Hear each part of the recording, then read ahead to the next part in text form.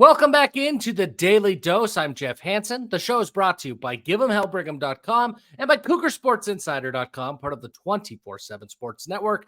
Thank you for your support of the channel so far. If you haven't, please subscribe to the channel. Helps me out a ton. I appreciate your support and continue to fuel that algorithm. Like, comment, share. All of your interactions with us help a ton. Let's go back in time a few months ago. I was talking about BYU recruiting, and I was talking specifically about BYU's recruiting efforts inside the state of Utah. I thought that the class of 2024 presented a pretty big opportunity for BYU to secure a lot of in-state talent, and I thought that they would.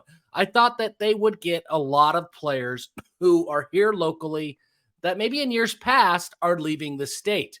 Why did I think that? Well, if you don't know, I manage the site, Cougar Sports Insider, over at 24/7 Sports. Recruiting is what we do there. I talk to these recruits. I get to know these players, their families, their high school coaches.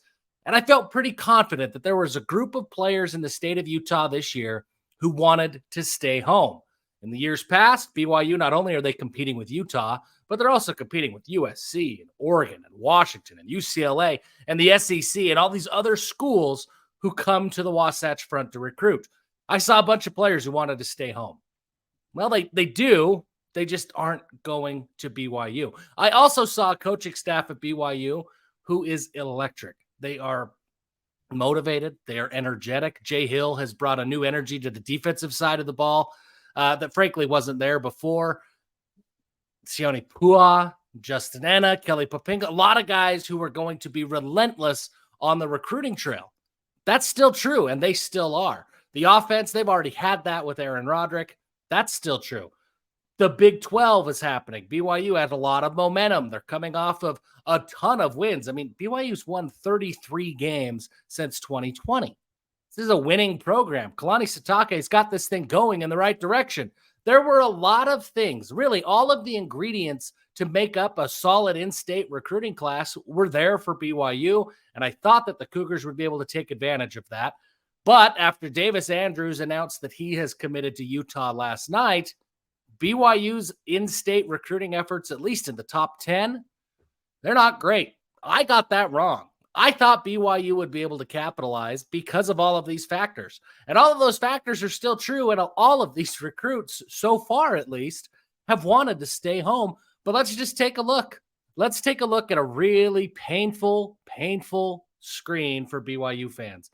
Here we are. The top recruits in Utah for the 2024 recruiting class. Let's kind of break it down.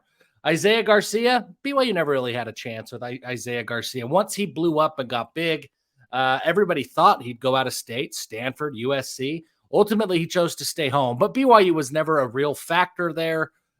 Garcia is not a member of the Church of Jesus Christ of Latter-day Saints, didn't grow up a BYU fan, grew up just outside of Salt Lake City. BYU never really had a chance. Isaac Wilson, look, we've all talked about that ad nauseum at BYU, or at least among BYU fans. It just didn't happen. BYU didn't really pursue for the better part of several months, right, wrong, fair, unfair, just the facts. They didn't really pursue for whatever reason. Faletau Satuala, he hasn't committed to Utah, but he grew up a Utah fan. His sister plays, I believe she plays volleyball over there at Utah. So you can see right here, a crystal ball is already in for him to go to Utah. Roger Saleaponga, he had a brother, Keanu Saleaponga, who played at BYU. There was a lot of optimism that, hey, maybe that would be enough, but he's blown up. He's looking like the SEC at this point. Davis Andrews, lifelong Utah fan. Jay Hill made this one close. He kept BYU in the game after BYU had been eliminated. That's a win, but there he is. He's going to Utah. He announced that last night. Cash Dillon, similar scenario. Big-time Utah fan growing up, had a lot of respect for BYU, had ruled BYU out entirely before Kelly Papinga took over, and Kelly Papinga had BYU right there in the end, but ultimately it wasn't enough. Ephraim Asiata, again, like Satuala, not committed to Utah, but his last name is Asiata. That doesn't seem to bode well for BYU. However, I talked with Ephraim just recently. Kalani calls him every week. He's talking with Coach Enna. He's talking with Coach Puha, Coach Hill. He talks to all of them. So BYU's in the mix. But his last name is Asiata. He's Matt Asiata's kid. Are we really going to think that he's going to not go to Utah? That's going to be tough. Nuku Mafi. BYU has been in the mix for Nuku Mafi. He goes to West High School. There's going to be a lot of factors at play there. Finally, at number 9, Devoe Tuataga, who's a heck of a football player, chose BYU. And then to round out the top 10, Jensen Somerville, BYU never offered. Right, wrong, should they, shouldn't they? I like Jensen Somerville's game a lot. BYU never got in the mix, and ultimately he's going to UCLA. So as you can see, that's not great. BYU's recruiting efforts inside the top 10 guys in the state of Utah is not great. How do they fix this?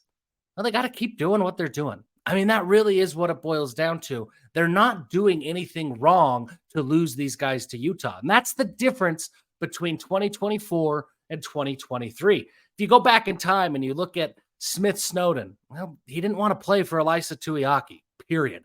And once Elisa Tuiaki was dismissed, then Jay Hill got back into the picture, and BYU tried to crawl their way back into consideration, but it was too little too late. Spencer Farrell, it didn't happen. There were some missteps on the recruiting trail that just didn't happen for BYU. Hunter Clegg, he did not want to play for Elisa Tuiaki's scheme. BYU wasn't a consideration in 2023 and prior to 2023. They just weren't. Now, BYU's right there, but it's recruiting, and that doesn't help you win. Getting right there isn't the ultimate goal, but it is a sign of progress. So what does BYU need to keep doing to fix this? They just got to keep doing what they're doing. Keep winning football games. BYU's got a really compelling message right now. BYU's winning a whole lot of games. Even in the Big 12, BYU right now, 4-1, with an opportunity to go and play a team who was in the national championship last year to pick up their 5th win. BYU's playing very, very well. BYU's getting guys to the NFL. Puka Nacua has taken the league by storm. Zach Wilson was the number 1 trending topic in the country yesterday. Tyler Algier is doing his thing. Blake Freeland got the start. Kyle Van Noy showing up on the Pat McAfee show, talking about BYU, Brigham Young, and his experience there. There's a lot of things going for BYU. Fred Warner is the best linebacker in the NFL. So BYU is getting guys to the league. They're winning football games. They've got a good NIL program going. BYU, remember, there's that mentorship program that every player is getting a little bit of money now, and the best players are getting a good sizable chunk of money now. BYU's got a lot of things going for it. It just hasn't worked in 2024. And if we break it down, it makes sense. Maybe it makes sense. Maybe I underestimated the fandom of these recruits. Davis Andrews is a lifelong Utah fan. Faletau Satuala, lifelong Utah fan. Cash Dillon, big Utah fan. Isaiah Garcia, big Utah fan. It's hard to make that jump. So BYU's got to figure that out, because going forward, a lot of these high school players are Utah fans. These are players who grew up in the Pac-12 independent era. That's what they think of when they think of BYU and Utah. So BYU's got to figure out that pitch, got to figure out how to help guys make that jump, but they just got to keep doing what they're doing. They're not doing anything wrong right now. And I guess that's call it copium if you want, but that's the bit of information that I think BYU fans can take solace with. They're just getting beat. They're not beating themselves. That's progress. It's not where you want to be, and I got it wrong, but that is progress, and you just got to keep that momentum going. It's going to be tough, but we're going to be covering it each and every step of the way, so you don't want to miss out. Again, subscribe to the Daily Dose. Check us out over at CougarSportsInsider.com. Appreciate your support, and until next time, give them hell.